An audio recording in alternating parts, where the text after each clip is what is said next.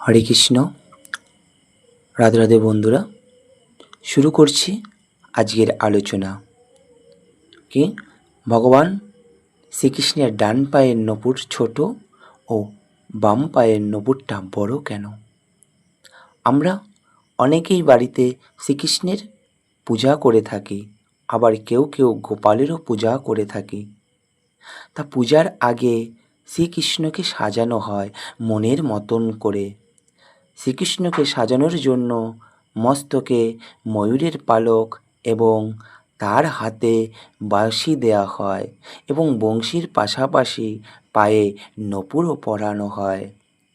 তবে অনেকেই হয়তো জানে না যে ভগবান শ্রীকৃষ্ণের পায়ে শোভিত নূপুর যুগল কখনো সমান হয় না। হ্যাঁ বন্ধুরা, আজকে আপনাদের জানাবো শ্রীকৃষ্ণের এক পায়ের নূপুর বড় ও অন্য পায়ের নূপুর ছোট কেন। পুরাণে বর্ণিত আছে যে ত্রেতা যুগে বিষ্ণু অবতার রূপে রামচন্দ্র এই ধরণীতে পাপীর বিনাশ করতে অবতীর্ণ হয়। দুষ্ট রাবণ সীতা দেবীকে হরণের পর শ্রীরামচন্দ্র ভেঙে পড়েছিলেন, আর শ্রীরামচন্দ্র সীতাকে হারানোর পর তার হাতের ধনুক মাটিতে রেখে কাঁদছিলেন। তার সাথে ছিলেন তার ভাই লক্ষ্মণ। আর লক্ষ্মণ হঠাৎ দেখলেন যে তার দাদার চোখ দিয়ে জল পড়ছে, মাটিতে পড়ে সেটা লাল হয়ে যাচ্ছে। তখন লক্ষ্মণ দাদাকে বলে উঠলেন, দাদা, আমি দেখছি তোমার নয়ন দিয়ে জল পড়ছে, মাটিতে পড়ে রক্তবর্ণ কেন হচ্ছে? রামও তাকিয়ে দেখলেন, সত্যিই তো মাটিতে রক্তের বন্যা বয়ে গেল।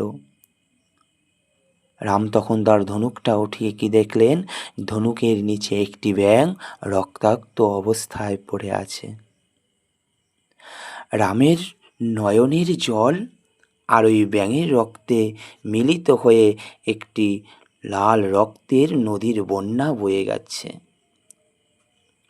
তখন ভগবান রামচন্দ্র বুঝলেন এই ব্যাঙ কোনো সাধারণ ব্যাঙ নয়।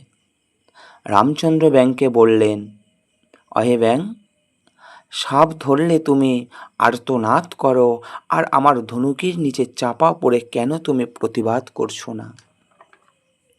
ব্যাঙটি বলে উঠলেন, প্রভু, সাপ যখন আমাকে ধরতে আসে আমি আপনার কাছে বিচার চাই যে আমি নির্দোষ, ওই সাপটি আমাকে খাড়ছে, প্রভু তুমি তার বিচার করো। আর প্রভু, আর স্বয়ং আপনার হাতে যদি আমার প্রাণটি যায়, আমি কার কাছে বিচার দেব? বিচার দেবার মতো তো আমার কেউ নেই।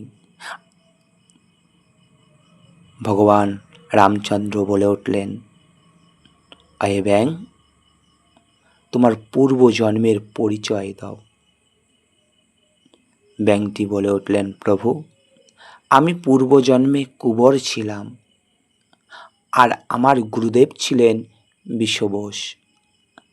তা আমি একদিন গুরুদেবের চরণ সেবা করছিলাম, আর এই চরণ সেবা করতে গিয়ে আমার হাতের নখের আঁচড় গুরুদেবের চরণে গিয়ে লাগে। আর গুরুদেব তখন আমাকে অভিশাপ দেয় যে আমি ব্যাঙের মতো গুরুদেবের সাথে আচরণ করেছি, তা আমার ব্যাঙ কুলে জন্ম হবে। তা আমার যখন ব্যাঙ কুলে জন্ম হবে, তা গুরুদেব বলেছিলেন যে রাম অবতারে রামের পরশে আমার উদ্ধার হবে। রামচন্দ্র বলে উঠলেন, অহে ব্যাঙ, তা তোমার শেষ ইচ্ছাটা কি আমাকে একবার বলো। ব্যাঙটি বলে উঠলেন, প্রভু, আমার শেষ একটাই ইচ্ছা, আমার জন্য আমি কিছুই চাই না। কি চাই? আমার গুরুদেব যেন অন্তিমকালে তোমার ওই শ্রী চরণ তলেই যেন ঠাঁই পায়। যে না এই কথা বললেন, বলার পর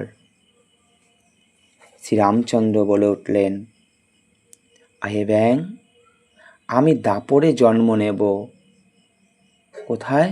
ওই কংসের কারাগারে আমার জন্ম হবে, দৈবকীর উদরে। যখন আমি জন্মগ্রহণ করব, ওই দৈবকী আমার দুই চরণে দুখানা নপুর দিয়ে দেবে। আর আমার ডান পায়ের নপুরটা হবে ছোট আর বাম পায়ের নপুরটা হবে বড়। কেন? তুমি আমার অন্তরঙ্গ ভক্ত, তাই তুমি সদাই আমার ডান পায়ে বিরাজমান হবে। আর গুরু শিষ্য ঠিক রাখার জন্য তাই শিষ্য একটু ছোট আর গুরুদেব একটু বড়। তোমার গুরু